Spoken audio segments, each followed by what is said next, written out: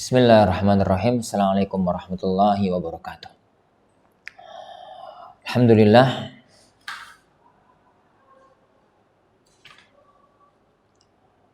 Assalatu wassalamu ala rasulillah wa ala alihi wa ashabihi wa man ittaba hudah wa la hawla wa la quwwata illa billah, amma ba'd. Akhwani wa akhwati fiddin azani Allah wa iyyakum. Ini adalah majelis kita yang ke-53 dari silsilah kajian An-Nadhm Al-Murattab fi Usulil Fiqhil Muhabbab oleh Fadilatul Syekh Amir Ibn Muhammad Fida Bahjat hafizahullahu ta'ala. Kita masuk pada bait yang ke-78. Beliau mengatakan wa rabi'an mabahithul mujtahidi wa dhidduhul mawsufu bil muqallidi. Fal awwalul 'alimu bil adillah thubutiha wa fahmiha wal lughah. Fal awwalul 'alimu bil adillati thubutiha wa fahmiha wal lughati ma fikhi nafsin sammihi bil malakah bijiddihi fil ilmi hatta malakah. Beliau mengatakan warabi'an, dan pembahasan usul fikih yang keempat itu mabahithul mujtahid, pembahasan tentang mujtahid. Wadidtuhu, dan kebalikan dari mujtahid, al-mausufu bil muqallidi, yang dinamakan dengan muqallid. Fal awwal, adapun yang pertama yaitu masalah mujtahid. Al-alimu bil adillah adalah orang yang memahami dalil. Subutiha wa fahmiha, baik tentang subutnya maupun pemahamannya. Wal lughati, dan bahasa Arab. Ma'a fikhi nafsin, juga dia harus memiliki kemampuan jiwa untuk mengolah fikih, gitu ya. Sammihi malakah, namanya malakah fikih ya. Bagaimana caranya mendapatkannya? Bijiddihi fil ilmi hatta malakah, dengan dia bersungguh-sungguh memahami sebuah ilmu sampai dia itu menguasainya. Di awal-awal pertemuan kita, di edisi awal pertemuan kita menyebutkan bahwa ilmu usul fikih itu ada 4. Kata Syekh Amir, beliau mengatakan ilmul usuli arba'un ahkamu adillatun dalalatun hukamu. Ilmul usuli arba'un, ilmu usul fikih itu ada 4. Adillatun ahkamun adillatun dalalatun hukam.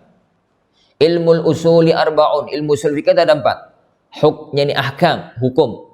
Adillah, dalil. Dalalah, pendalilan, sisi pendalilan. Hukam, orang yang mengambil hukum. Kita telah menyelesaikan masalah hukum, taklifi, wadai. Kita menyelesaikan masalah dalil, jadi yang muttafaq, yang disepakati dan disepakati. Kita telah selesai membahas tentang masalah dalalah, baik dalalah yang berkaitan dengan lafadznya atau sisinya yang lain. Terakhir masalah hukam, masalah siapa yang berhak mengambil dalil dari mengambil hukum dari sebuah dalil. Makanya namanya hukam. Siapa orang yang berhak mengambil hukum dari sebuah dalil. Dan itu yang beliau katakan warabi'an, masalah yang keempat.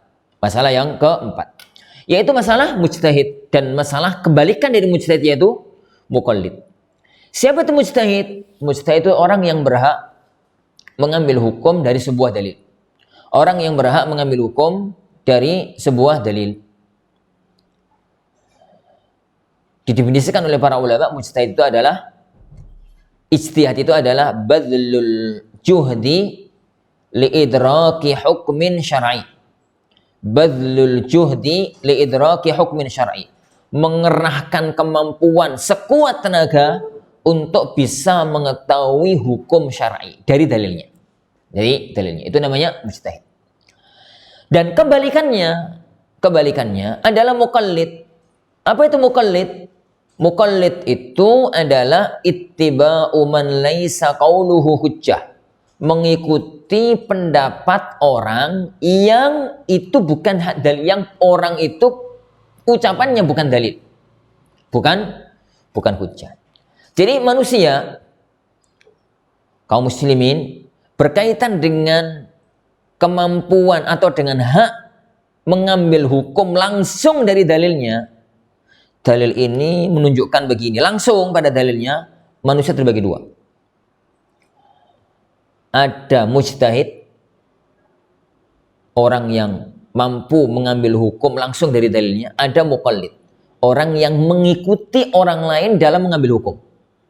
Orang yang mengikuti orang lain dalam mengambil hukum. Lah, meskipun dua-duanya ini berderajat. Mujtahid pada level tertinggi mujtahid mutlak. Ada mujtahid madhab, ada mujtahid ini, ada mujtahid ini. Jadi mujtahid itu berderajat, bertingkat-tingkat. Imam Nawawi mujtahid, tapi tidak sekelas Syafi'i. Tidak sekelas Syafi'i. Beda antara level satu dengan yang lain. Muqallid juga begitu. Orang yang belum sampai pada level ijtihad, masih harus mengikuti pendapat orang lain, itu pun macam-macam. Ada mulai kelas yang paling bawah, nggak ngerti sama sekali. Dia kalau sebutkan dalilnya malah nggak paham. Yang penting hukumnya apa wis, gitu. Ada yang di atasnya, di atasnya, di atasnya. Ada yang sampai pada tataran dia itu memahami hukum ini itu begini karena dalilnya ini. Tapi dia bisa tahu itu karena keterangan para ulama, dan mereka adalah para penuntut ilmu. Jadi penuntut ilmu masuk dalam grup muqallid, belum sampai pada level mujtahid. Meskipun sebagian kalangan membagi manusia jadi tiga: mujtahid, muqallid, dan penuntut ilmu. Ini di tengah-tengah. Tapi sebenarnya kalau kita definisikan dengan definisi yang pas, maka penuntut ilmu itu kalau belum sampai mampu mengambil hukum langsung dari dalilnya, masih harus lewat para ulama, para mujtahid, maka mereka adalah masih kawasan muqallid, tapi muqallid papan atas. Baik. Kemudian beliau menyebutkan syarat-syarat orang itu bisa disebut mujtahid. Yani syarat yang pertama, al-alimu bil adillah, subutiha wa fahmiha. Orang yang alim dengan dalil, subut dan fahamnya. Maksudnya subut, jadi mengetahui subut dalil. Apa itu? Dalil ini sahih apa tidak? Dia ngerti. Dalil ini sahih apa tidak? Karena dalil itu, sebagaimana dulu pernah kita bahas, di tengah-tengah pembahasan usul fikih ini, ada dalil mutawatir, ada sahih, ada hasan, ada dhaif, ada maudhu. Sebagaimana dalam ilmu hadis. Dan dia mujtahid itu harus ngerti. Ini sahih, kenapa dia sahih? Ini mutawatir, kenapa dia mutawatir? Ini dhaif, kenapa dia dhaif? Selagi dia itu masih mengikuti yang lain, maka berarti dia itu dalam masalah ini masih muqallid. Jadi itu subut. Yang kedua, wa fahmiha, memahami dalil. Memahami dalil. Makna dari memahami dalil, jadi dalil itu kalau sudah jelas sahih, bagaimana cara memahaminya? Dan ini yang dipelajari lewat masalah dalalah. Jadi ini amr, ini nahi, ini mafhum, ini mantuk, ini mutlak, ini muqayyad, am, khas, mujmal, mubayyan, istarak, dan yang lain-lainnya. Itu pemahaman, yani memahami sebuah dalil, wa fahmiha. Yang ketiga, wal-lughati. Yani wal-lughati, dia pun harus menguasai bahasa Arab. Tanpa bahasa Arab yang dikuasai, mustahil seorang itu bisa menjadi seorang yang alim. Kenapa? Al-Quran pakai bahasa Arab, As-Sunnah pakai bahasa Arab, kitab-kitab para ulama berbahasa Arab. Cara pengambilan dalil harus menguasai yang di bahasa Arab. Maka tidak ada dalam sejarah seorang alim kemudian dia tidak menguasai bahasa Arab. Karena bahasa Arab itu ibarat wadah. Ibarat wadah bagi seorang penuntut ilmu. Setinggi-tingginya, selama-lamanya dia belajar. Ini wadahnya kecil. Yuk kecil yang dia dapatkan. Tapi meskipun dia itu kadang-kadang belajar itu nggak terlalu lama. Tapi wadahnya besar. Maka dia mendapatkan ilmu yang banyak. Penguasaan bahasa Arab syarat utama seseorang itu bisa untuk menguasai ilmu syar'i. Dan itu satu anjuran untuk kita tatkala belajar usul fikih ini. Ini usul fikih dasar ya. Tapi kalau kemudian mau kita lanjutkan dengan yang di atasnya, syarat utamanya adalah penguasaan al-lughah, bahasa Arab. Yang berikutnya, memiliki malakah fikhiyah. Memiliki malakah. Kata beliau, ma'fikhi nafsin sammihi bil malakah. Yani orang itu jiwanya mampu untuk mengolah fikih.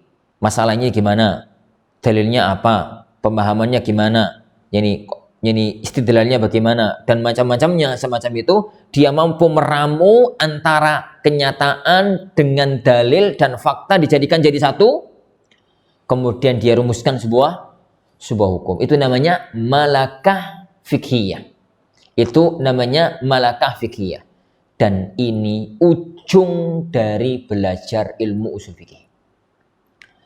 Bukanlah orang yang menguasai usul fikih itu ngerti kaidah-kaidahnya. Bukan orang yang belajar fikih itu intinya adalah ngerti masalah-masalah dalam kitab. Tapi adalah inti dari belajar fikih, usul fikih, qawaid fikih adalah kemampuan untuk mengolah kasus. Ada kasus misalkan terjadi. Apa hukumnya? Dipandang dari semua sisinya. Kasusnya gimana? Dilihat, oh berarti masalah ini mencakup masalah begini.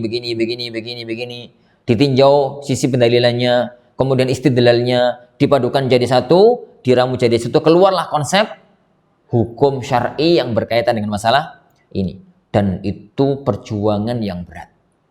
Butuh langkah-langkah yang panjang untuk bisa mendapatkannya. Oleh karena beliau mengatakan, bijiddihi fil ilmi hatta malakah. Orang itu bisa memiliki malakah fikhiyah, itu kalau benar-benar jid, berjuang, sungguh-sungguh di dalam menuntut ilmu, hatta malakahu, sampai dia itu memiliki ilmu tersebut. Jadi, kita berhadirin azani Allah ya. Masing-masing di antara kita tahu posisi kita. Kita itu kelompok mujtahid atau kelompok muqallid. Kalau kelompok mujtahid masuk mujtahid yang level apa? Mujtahid mutlak atau mujtahid di bawahnya? Kalau kita itu muqallid, masuk level apa? Muqallid yang benar-benar muqallid, gak ngerti apa-apa, pokoknya ngono hukumnya ya gitu. Atau kita itu muqallid yang level atas, agak papan atas, yaitu memahami dalil, hukum dengan dalilnya, tapi lewat keterangan mengikuti penjelasan dari para ulama kita. Dan belum mampu kalau dalil sendiri yang kita nggak memahami kemudian suruh ngolah, permasalahannya belum mampu. Maka itu yang harus kita lakukan, berjuang sedikit demi sedikit untuk lama-lama bisa mendapatkan apa yang kita inginkan dalam pemahaman ilmu syar'i. Wallahu alam. Wassallallahu wasallam wa baraka ala nabiyina Muhammad. Assalamualaikum warahmatullahi wabarakatuh.